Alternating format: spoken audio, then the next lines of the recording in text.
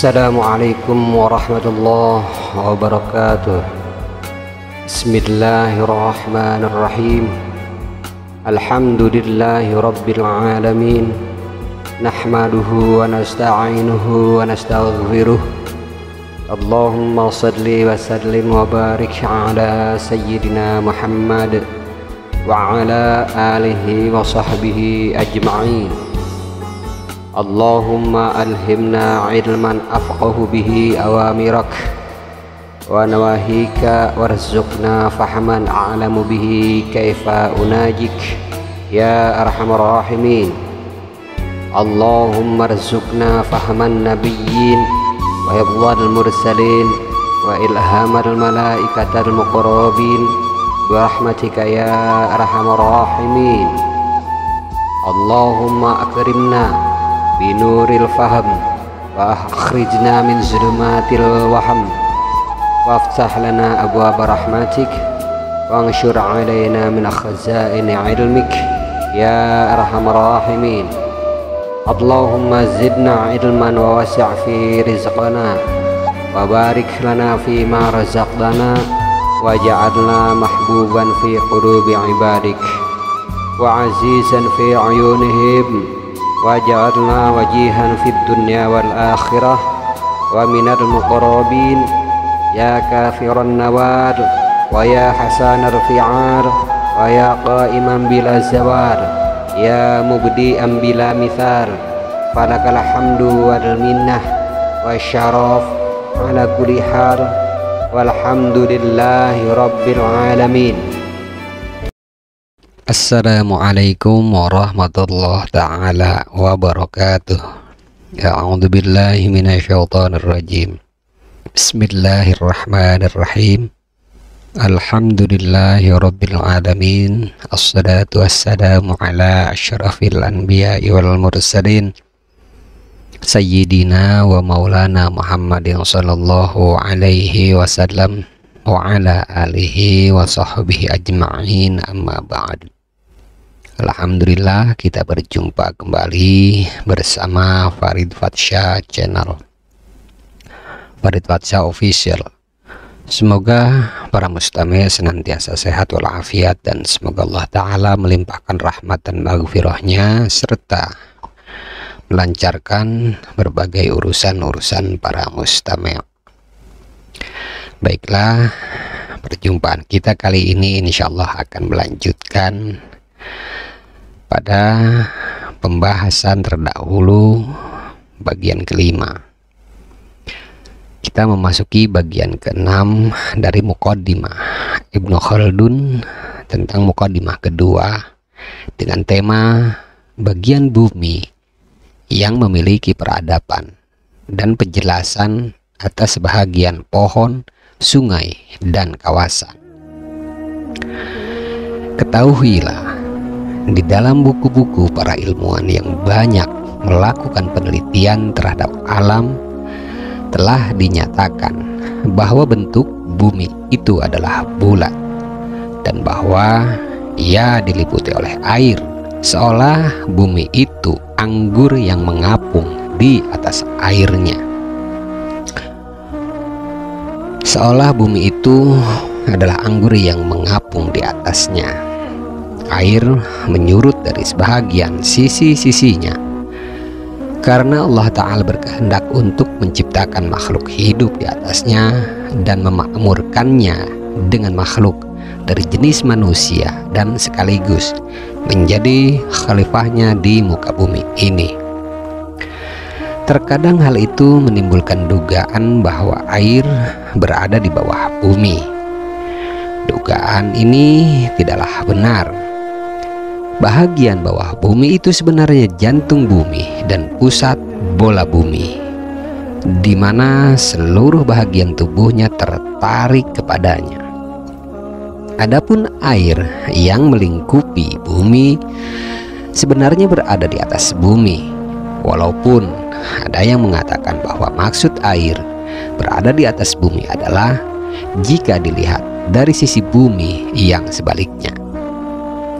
Bahagian bumi yang tidak ada airnya adalah separuh dari permukaan bola bumi, dalam bentuk melingkar dan diliputi oleh air dari segala arah yang disebut dengan Al-Baharul Muhyit. Dinamakan juga Laut Lablayah dan Laut Uqinus. Nama-nama dari non-Arab disebut juga Al-Baharul Akhdar dan Al-Baharul Aswad. Lalu bahagian bumi yang berbentuk dataran lebih banyak tanah kosongnya daripada tanah yang berpenduduk. Daratan yang kosong di bahagian selatan lebih banyak daripada di bahagian utara.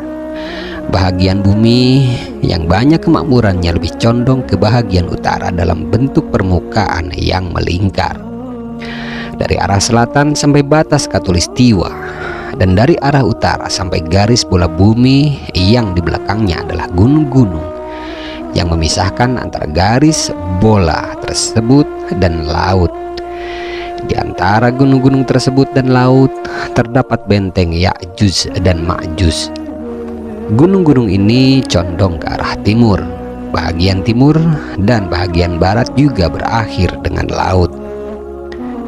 Mereka mengatakan bagian daratan ini merupakan separuh bumi atau lebih sedikit darinya.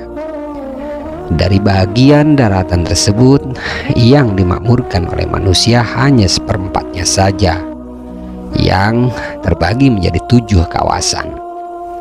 Garis khatulistiwa membagi bumi menjadi 2 bahagian dari arah barat ke timur. Garis ini menunjukkan panjang bumi dan garis bumi yang paling panjang. Ini seperti kawasan peredaran bintang-bintang, dan daerah tengah-tengah siang adalah yang paling besar di dalam falak. Kawasan bintang gemintang terbagi menjadi 360 derajat. 1 derajat sama dengan 25 farsakh. 1 farsakh sama dengan 12.000 hasta. 1 hasta sama dengan 24 jari. 1 jari sama dengan 6 biji gandum yang dijejer secara merapat. Bahagian depan menempel ke bahagian belakang. Kawasan tengah-tengah siang juga membagi daerah astronomi menjadi 2 bahagian dan sejalan dengan garis khatulistiwa. Antara garis tengah tersebut di antara 2 kutub adalah 90 derajat.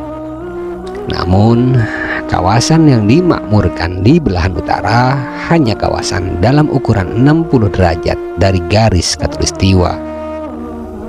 Adapun sisanya adalah padang pasir dan tanah yang kosong karena bersifat sangat dingin. Begitu juga dengan belahan selatan. Seluruhnya kosong karena sangat panas, sebagaimana yang akan kami jelaskan nanti insya Allah. Kemudian orang-orang yang telah memberikan informasi tentang bahagian bumi yang dimakmurkan oleh manusia, batas-batasnya, kota-kota, gunung-gunung, laut-laut, sungai-sungai, tanah lapang, dan padang pasir. Misalnya Ptolemeus di dalam buku geografi, disusul oleh penulis buku Zakhar, membagi bagian daerah yang dimakmurkan tersebut menjadi 3 bagian yang mereka namakan dengan 7 kawasan iklim bumi. Mereka memberikan batas-batas ilustratif atas kawasan tersebut yang terletak di antara timur dan barat yang sama lebarnya dan berbeda-beda panjangnya. Kawasan yang pertama lebih panjang daripada kawasan yang kedua. Kawasan yang kedua lebih panjang daripada kawasan yang ketiga. Demikianlah seterusnya hingga kawasan yang ketujuh adalah yang paling kecil posisi geografisnya yang bertemu dengan lautan. Menurut mereka, masing-masing kawasan ini terbagi menjadi 10 daerah yang dimulai dari barat sampai ke timur secara beruntun. Masing-masing daerah memiliki sejarah peradaban yang khas. Mereka juga menyebutkan bahwa Laut Tengah dimulai dari teluk yang sempit selebar 12 mil atau sekitarnya yang terletak di antara Tangier dan Tarifa, yaitu di bahagian barat. Teluk ini dinamakan dengan Teluk Gibraltar. Kemudian semakin melebar ke arah timur hingga lebarnya 600 mil. Laut ini berakhir di bagian keempat dari kawasan iklim keempat yang berjarak 1160 farsakh dari permulaannya di barat. Di bagian timur itulah pantai Syam berada. Di bagian selatan terdapat pantai-pantai Maghrib yang dimulai dari Tangier di Teluk, kemudian pantai di Afrika, pantai Barakah, dan pantai Iskandaria. Di bagian timur terdapat pantai Konstantinopel. Kemudian ke arah baratnya terdapat Venesia, Roma, Eropa, Andalusia hingga Tarifa di Gibraltar yang berhadapan dengan Tangier. Laut ini dinamakan dengan Laut Roma dan Laut Syam yang sekarang dinamakan dengan Laut Tengah. Di dalam laut ini terdapat banyak pulau seperti Pulau Kreta, Siprus, Sisilia, Majorca, dan Sardinia. Mereka mengatakan bahwa dari Laut Tengah ini keluar dua laut ke arah utara dari dua teluk. Salah satunya bertemu dengan Konstantinopel di Istanbul. Permulaan laut ini sangatlah sempit, yakni sejauh lemparan panah. Ia melewati 3 sungai dan 3 laut, lalu kemudian bertemu dengan Konstantinopel. Kemudian melebar sepanjang 4 mil dan mengalir sejauh 60 mil. Ia dinamakan dengan Teluk Konstantinopel. Kemudian ia keluar dari mulut laut yang lebarnya 6 mil menuju Laut Hitam, yaitu laut yang menyimpang ke arah timur, lalu melalui negeri Heraklius dan berakhir di negeri Khazaria sejarak 1300 mil dari celah tadi. Di dua sisi laut ini terdapat bermacam-macam bangsa seperti bangsa Romawi, Turki, Bulgaria, dan Rusia. Laut kedua yang muncul dari Laut Tengah adalah Laut Venesia. Ia keluar dari negeri-negeri Romawi dan mengarah ke utara. Ketika berakhir di pegunungan, ia menyimpang ke arah barat, ke arah Venesia, dan berakhir di negeri Aquileia dengan jarak 1100 mil dari permulaannya. Di kedua sisi laut ini dihuni oleh bangsa Venesia, bangsa Romawi, dan bangsa yang lainnya. Dan laut ini dinamakan dengan Teluk Venesia. Mereka menyebutkan bahwa dari Laut Atlantik, tepatnya di bagian timur dan 13 derajat ke utara dari garis khatulistiwa, mengalir laut yang besar. Awalnya mengarah sedikit ke selatan sampai kawasan pertama, kemudian ke arah barat sampai pada bagian kelima dari kawasan pertama, yakni sampai negeri Habasyah yaitu Ethiopia, dan negeri bangsa Negro, dan sampai ke Babul El Mandab sejarak 4000 farsakh dari permulaannya. Laut ini kemudian dinamakan sebagai Laut Cina, Laut Hindia, dan Laut Habsyi. Di bagian selatan dari laut tersebut terdapat negeri-negeri bangsa Negro dan negeri-negeri bangsa Barbar yang disebutkan oleh Imrul Qais dalam syair-syairnya. Mereka bukanlah bangsa Barbar yang merupakan suku-suku yang tinggal di Maghrib atau Afrika Barat. Kemudian ada juga negara Mogadishu, Sufala, Wak-Wak, dan bangsa-bangsa lainnya. Setelah wilayah itu yang tersisa hanyalah tanah lapang dan padang pasir. Di sebelah utara laut tersebut terdapat negeri Cina sebagai permulaan. Disusul India, kemudian Persia, pantai-pantai Yaman yang terdiri dari Ahqaf, Zabid, dan yang lainnya. Lalu negeri-negeri bangsa kulit hitam di ujungnya disusul dengan negeri Habasyah. Laut India ini mempunyai 2 cabang laut. Salah satunya keluar dari ujungnya di Bab El Mandab. Permulaan cabang yang pertama ini dalam keadaan sempit, lalu mengalir ke arah utara dan agak ke barat hingga berakhir di Kulzum, yaitu Laut Merah di bahagian kelima dari kawasan iklim kedua. Jarak laut tersebut dari awal hingga akhir sejarak 400 mil.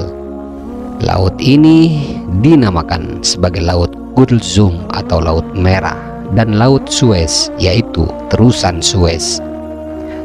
Sementara jarak kota dari Fustat di Mesir dengan laut ini adalah 3 marhalah. Di arah timur laut ini terdapat pantai-pantai Yaman, Hijaz, Jeddah, Madian, Aila, dan diakhiri dengan Faron.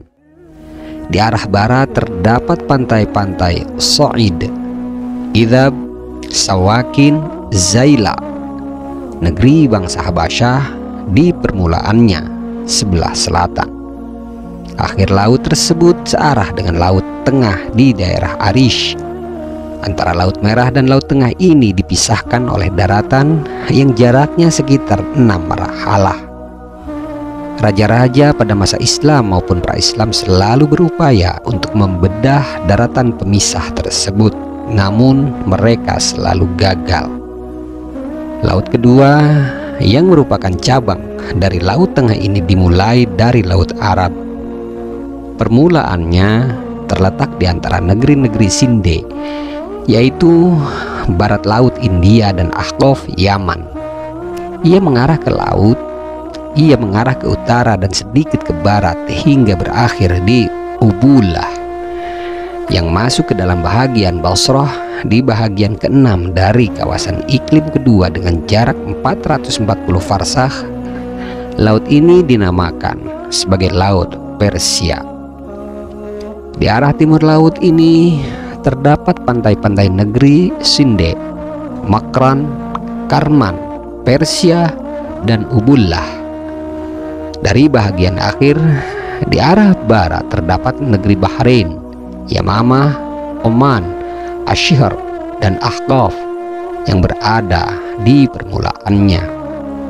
Kawasan yang terletak di antara Laut Persia dan Laut Merah seperti daratan yang berada di tengah laut, karena di bahagian selatan ia diliputi oleh Laut Mediterania. Di bahagian barat diliputi oleh Laut Merah, dan di bahagian timur diliputi oleh Laut Persia. Adapun bahagian utaranya Irak yang terletak antara Syam dan Basrah, yang jarak antara keduanya 1.500 mil. Disitulah terdapat kota Kufah, Qadisiyah, Iwan Kisra, dan Hirah. Di belakangnya di sebelah utara Syam terdapat bangsa-bangsa non-Arab seperti Turki, Khazar yaitu Rusia Selatan, dan yang lain sebagainya. Di Jazirah Arab terdapat negeri Hijaz yang berada di bahagian barat, negeri Yamamah, Bahrain, dan Oman di bahagian timur, negeri Yaman di bagian selatan, dan pantai-pantai Yaman yang berada pada Laut India. Mereka mengatakan bahwa di daerah yang makmur tersebut terdapat laut yang terputus dari laut-laut lain yang berada di arah utara di negeri Dailam. Laut ini dinamakan sebagai Laut Georgia dan Laut Tabriz. Panjangnya 1000 mil dan lebarnya 600 mil. Di sebelah baratnya terdapat negeri Azerbaijan dan Dailam. Di sebelah timurnya terdapat negeri Turki dan Khawarizm. Di sebelah selatannya terdapat negeri Tabriz, dan di sebelah utaranya terdapat negeri Khazar dan Aden, yaitu bagian dari daerah Rusia. Inilah laut-laut yang masyhur yang telah disebutkan oleh para pakar geografi. Mereka mengatakan bahwa di bahagian timur yang makmur ini juga terdapat sungai-sungai. Yang paling besar ada 4 sungai, yaitu Sungai Nil, Sungai Efrat, Sungai Tigris atau Dajlah, dan Sungai Balakh yang disebut juga sebagai Sungai Jaihun atau Oskus. Permulaan Sungai Nil ada di Gunung Besar yang terletak 16 derajat di belakang garis khatulistiwa dan sejajar dengan bahagian keempat dari kawasan iklim pertama. Gunung ini dinamakan Gunung Al-Qamar. Tidak diketahui ada gunung yang lebih tinggi darinya. Dari gunung ini muncul banyak mata air. Sebahagiannya mengalir ke danau yang ada di sana, dan sebahagian lainnya mengalir ke danau yang lain. Dari dua danau ini keluar banyak sungai yang semuanya bermuara pada satu danau. Yang semuanya bermuara pada satu danau di daerah khatulistiwa yang jaraknya dengan gunung tersebut adalah 10 marhalah. Danau yang terakhir tersebut mengalirkan dua sungai, salah satunya ke arah utara dengan melewati negeri-negeri Naubah dan Mesir. Ketika melewati negeri Mesir, ia membentuk banyak cabang yang berdekatan, di mana masing-masing cabang tersebut dinamakan sebagai teluk. Semua teluk itu bermuara ke Laut Tengah di Iskandaria. Sungai ini disebut dengan Sungai Nil. Di sebelah timurnya adalah Sa'ad, dan di sebelah baratnya terdapat El-Wahah. Sungai yang satunya lagi dari danau tersebut mengalir ke arah barat hingga bermuara ke Samudra Atlantik. Sungai ini dinamakan dengan Sungai Sudan, di mana bangsa Sudan bertempat tinggal di dua tepinya. Adapun Sungai Efrat berhulu di negeri Armenia di bagian ke-6 dari kawasan iklim kelima. Sungai ini mengalir ke arah selatan di daerah kekuasaan Romawi dan Malatya hingga Manbaji. Kemudian melewati Sifin, Riqah, Kufah hingga Balta yang terletak di antara Basrah dan Wasit. Kemudian dari sini sungai tersebut bermuara di Laut India. Di tengah perjalanan sungai ini banyak sungai-sungai yang bermuara kepadanya. Selain mengalirkan banyak sungai yang bermuara ke Sungai Tigris. Adapun Sungai Tigris berasal dari sumber yang terdapat di daerah Khilat di kawasan Armenia. Lalu sungai itu mengalir ke arah selatan menuju Mosul, Azerbaijan, Baghdad hingga Wasit. Dari sini ia bercabang-cabang yang semuanya bermuara di Danau Basrah, lalu ke Laut Persia. Di daerah timur ia berada di sebelah kanan Efrat. Banyak sungai besar yang bermuara ke Sungai Tigris ini dari sisi-sisinya. Di antara Sungai Efrat dan Tigris, di bahagian hulunya terdapat Jazirah Mosul. Bagian pangkal Sungai Efrat berpapasan dengan Syam, dan bahagian pangkal Sungai Tigris berpapasan dengan Azerbaijan. Adapun Sungai Jaihun bermula di Balakh di daerah ke-8 dari kawasan ketiga dari banyak mata air di sana. Sungai-sungai besar juga banyak yang bermuara di Sungai Jaihun ini. Ia mengarah dari selatan ke utara, lalu melewati negeri Khurasan dan Khawarizm di bahagian ke-8 dari kawasan iklim kelima, lalu bermuara di Danau Georgia yang berada di bawah kotanya. Jarak sungai ini sekitar perjalanan 1 bulan. Sungai Paragona dan Shash yang datang dari Turki juga bermuara ke danau ini. Di sebelah barat, Sungai Jaihun adalah negeri Khurasan dan Khawarizm, dan di sebelah timurnya terdapat negeri Bukhara, Turmud dan Samarkand. Dari situ dan di belakangnya merupakan wilayah kekuasaan Turki, Faragana, Khazlajiyah, dan bangsa-bangsa non-Arab lainnya. Semua itu telah disebutkan oleh Ptolemeus dalam bukunya dan Asyarif dalam kitab Az-Zakhar.